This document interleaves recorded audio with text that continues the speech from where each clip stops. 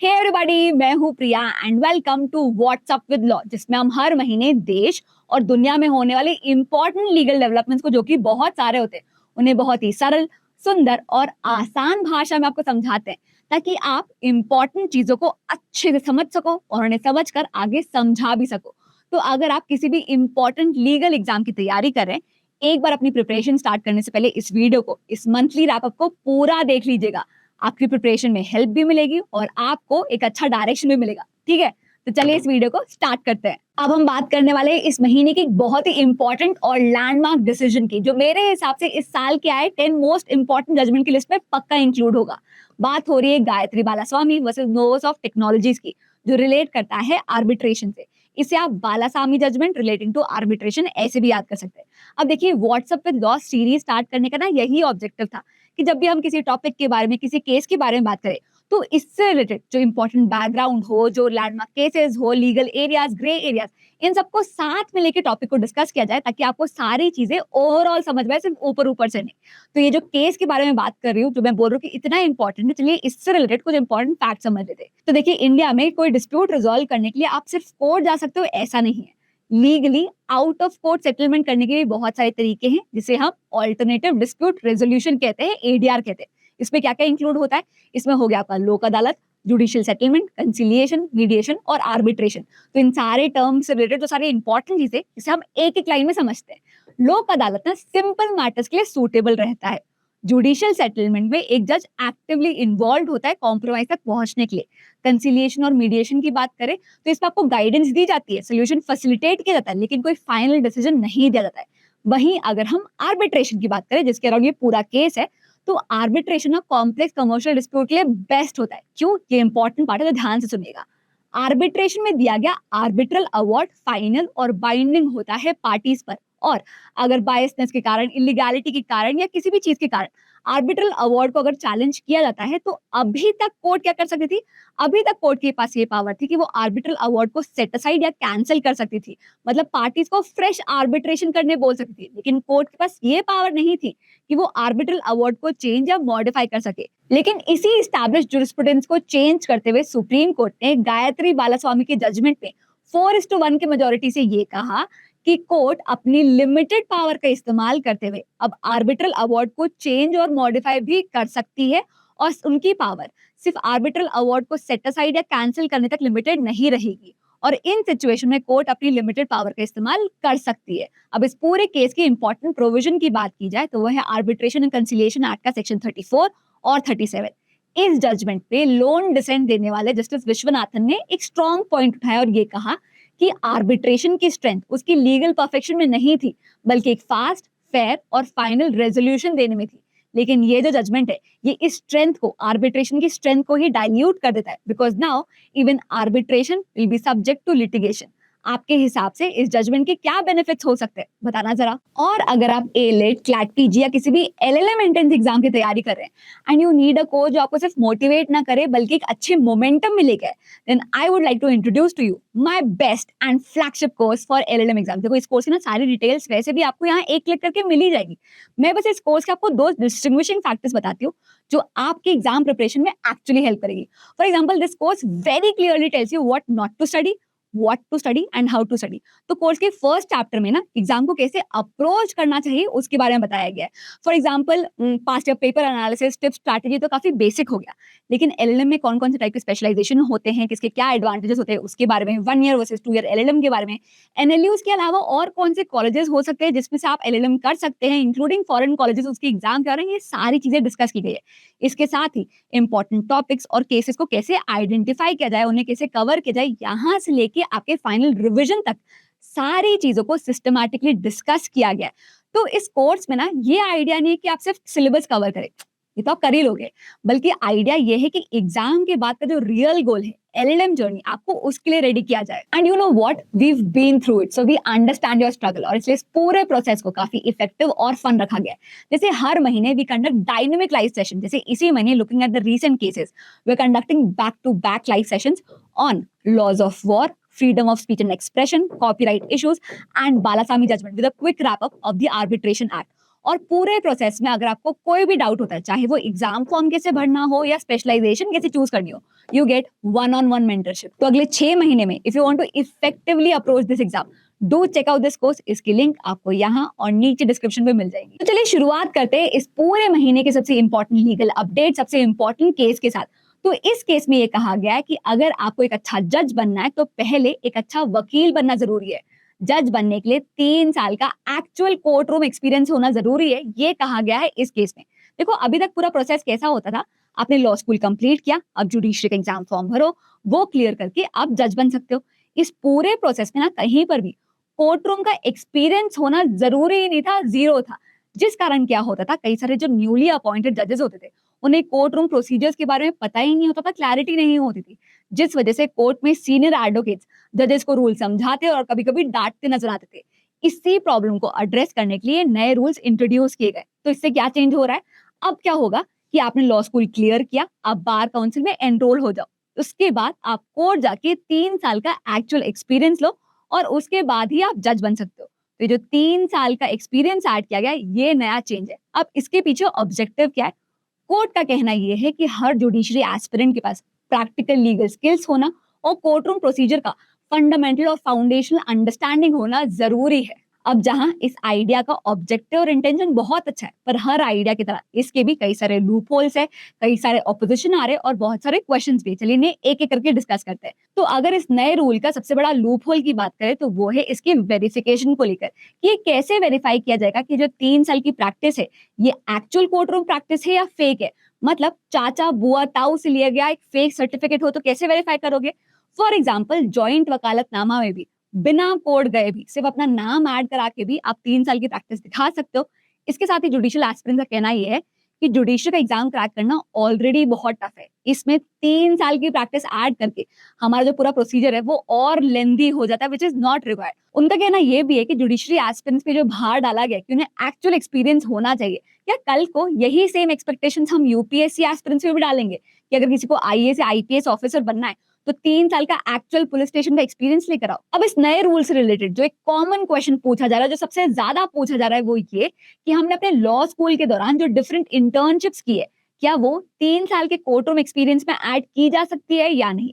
तो देखिए जो 3 साल की प्रैक्टिस है कब से काउंट होगी, जब आप एक लॉ ग्रेजुएट हो चुके हो, जब आपने बार काउंसिल में एनरोलमेंट ले लिया है। इसके बाद की गई सारी प्रैक्टिस इस 3 साल में ऐड हो सकती है, लेकिन इसके पहले की गई सारी इंटर्नशिप एज ट्रेनिंग काउंट होगी, ना कि प्रैक्टिस। इसका एक एक्सेप्शन ये है कि अगर आपने किसी जज के पास फुल टाइम और meaningful judicial assistantship, law clerkship की है तो उसे इस 3 साल के प्रैक्टिस में ऐड किया जा सकता है, लेकिन इस पे और क्लैरिटी आनी अभी बची है। अब इसका दूसरा क्या सोल्यूशन हो सकता है, इसकी बात करें तो एक स्ट्रॉन्ग सजेशन ये आ रहा है कि जुडिशरी एग्जाम क्लियर करने के बाद सारे ही न्यू जजेस एक ट्रेनिंग पीरियड से गुजरते हैं जो लगभग साल भर की होती है।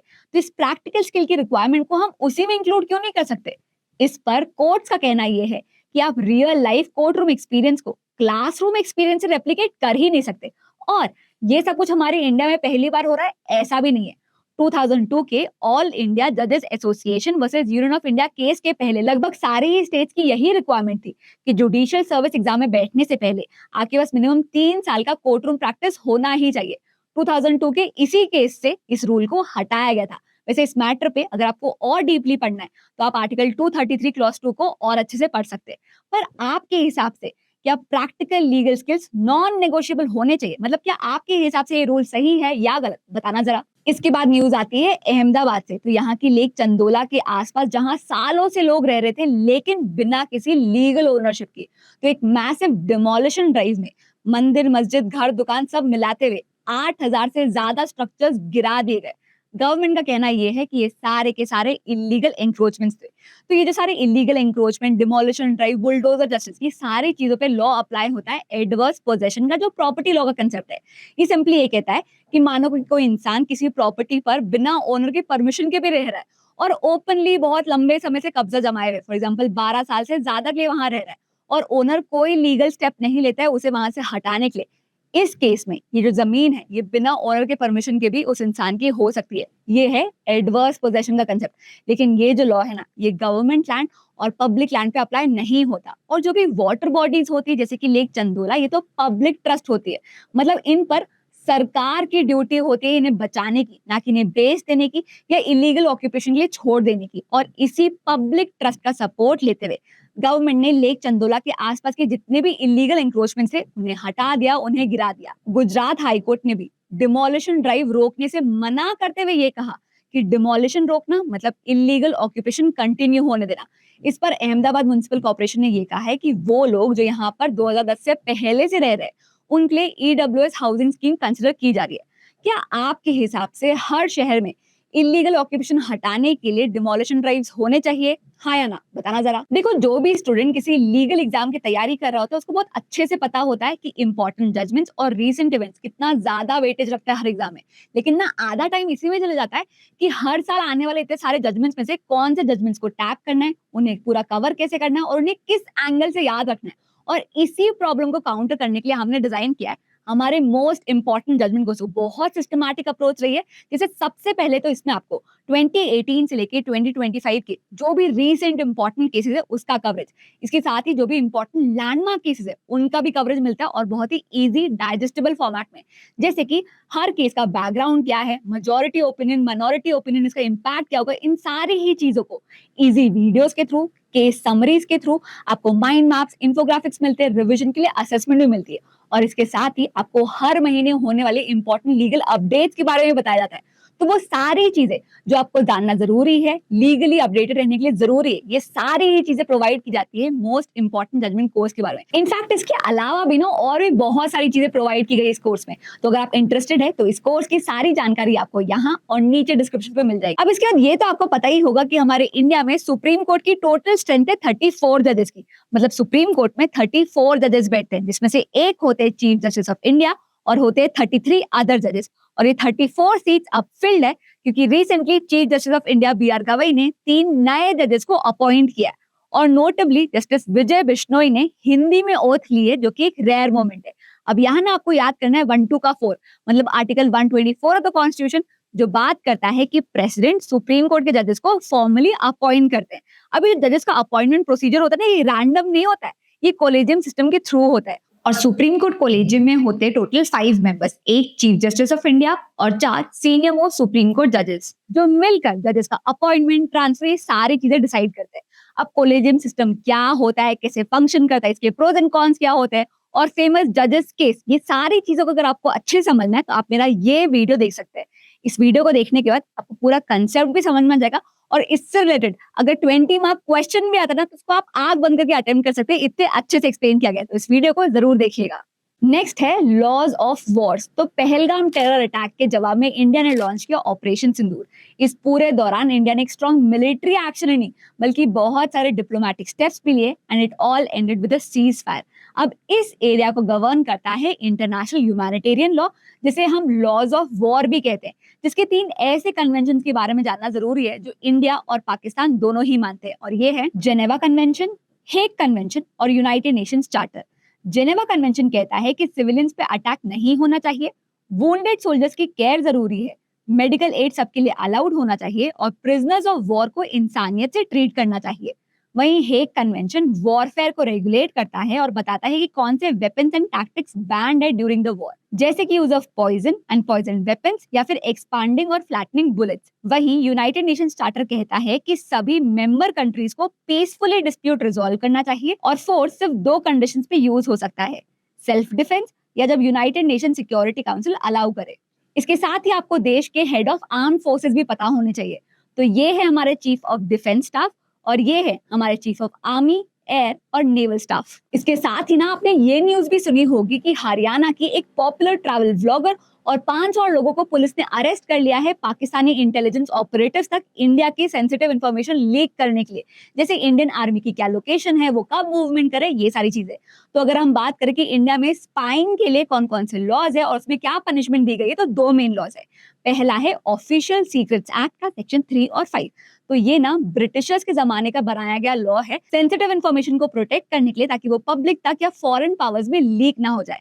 इसमें अगर नॉर्मल टाइम्स में सेंसिटिव इंफॉर्मेशन कोई लीक करता है तो 3 साल तक की सजा दी गई है, लेकिन अगर वॉर के टाइम में सेंसिटिव इंफॉर्मेशन लीक की जाती है तो 14 साल तक की सजा दी गई है। दूसरा है भारतीय न्याय संहिता का सेक्शन 152, जो उन लोगों को पनिश करता है जो इंडिया की सॉवरेनिटी, यूनिटी और इंटेग्रिटी को खतरे में डालते हैं या वो जो एंटी नेशनल सेंटिमेंट फैलाते हैं। इसमें 7 साल से लेकर लाइफ टाइम इम्प्रिजनमेंट की बात की गई है। इसके बाद जो अगली न्यूज मैं आपके साथ शेयर करने वाली हूँ, ये पूरे इंडिया के लिए एक प्राउड मोमेंट है, क्योंकि Nelson Mandela, Winston Churchill, Ruth Bader Ginsburg, ये वो कुछ नाम है जिन्हें उनकी contribution to the field of justice और रूल ऑफ लॉ के लिए जाना जाता है। अब इसी प्रेस्टिजियस लिस्ट में एक इंडियन लॉयर का नाम भी जुड़ गया है। मीट भुवन रिभु इंडिया के पहले ऐसे लॉयर जिन्हें वर्ल्ड जूरिस्ट एसोसिएशन ने मेडल ऑफ ऑनर से नवाजा है, एक ऐसा रिकॉग्निशन जो वर्ल्ड के मोस्ट रिस्पेक्टेड लीगल माइंड्स को मिलता है। इन्होंने 20 साल से child protection and child rights पे काफी इंपैक्टफुल काम किया है।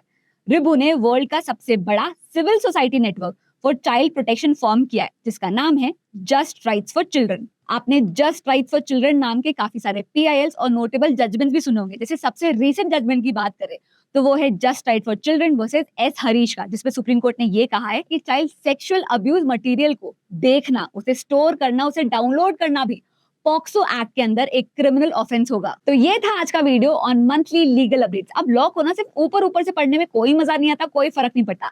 असली फर्क तो पड़ता है जब आप ये समझते हैं कि सेम लॉ को लोग डिफरेंटली कैसे इंटरप्रेट कर रहे हैं, उसके ग्रे एरियाज क्या है, उसका इम्पैक्ट क्या है। तो अगर आपने ध्यान दिया होगा, ऑलमोस्ट हर टॉपिक पे मैंने एक क्वेश्चन आपसे पूछा ही है। उन सारे ही क्वेश्चंस को मैं नीचे कमेंट बॉक्स पे भी पिन कर दूंगी। तो ट्राई करिए जितने क्वेश्चंस हो सके उन्हें आंसर करने का, ताकि आपको ये समझ में आए कि सेम लॉ को डिफरेंट लोग डिफरेंट सिनेरियोज में कैसे इंटरप्रेट करते हैं। आप प्रोज और कॉन्स आइडेंटिफाई कर पा रहे हैं या नहीं, और उसमें ना आपकी लॉ की पकड़ मजबूत होती है। तो जितने क्वेश्चंस हो सके उन्हें आंसर करने का एक बार जरूर ट्राई करिएगा। और अगर आप किसी भी लीगल एग्जाम की तैयारी करें तो एक बार मेरे मोस्ट इंपॉर्टेंट जजमेंट कोर्स को या मेरे क्लैट PG के कोर्स को जरूर चेकआउट करिएगा, and you will see the different ways in which we can actually help you. चाहे वो एक अच्छा स्टडी रूटीन डेवलप करना हो, या इफेक्टिवली और प्रोडक्टिवली उस एग्जाम को अप्रोच करना हो, या आपका मोमेंटम बनाए रखना हो, we actively work in all these domains. तो जब तक इंटरनेट फ्री है उसका फायदा उठाइए, सिर्फ जाके इन कोर्सेज को चेकआउट करिए। नहीं पसंद आएगा तो मत आगे बढ़ेगा। मैं उम्मीद करती हूँ कि आज के इस वीडियो में आपने कुछ नया सीखा हो। अगर मेरे लिए कोई भी फीडबैक हो, सजेशन हो या कोई भी डाउट हो, do let me know in the comment section and I will get back to you. That's it for now. See you in the next class. Bye bye.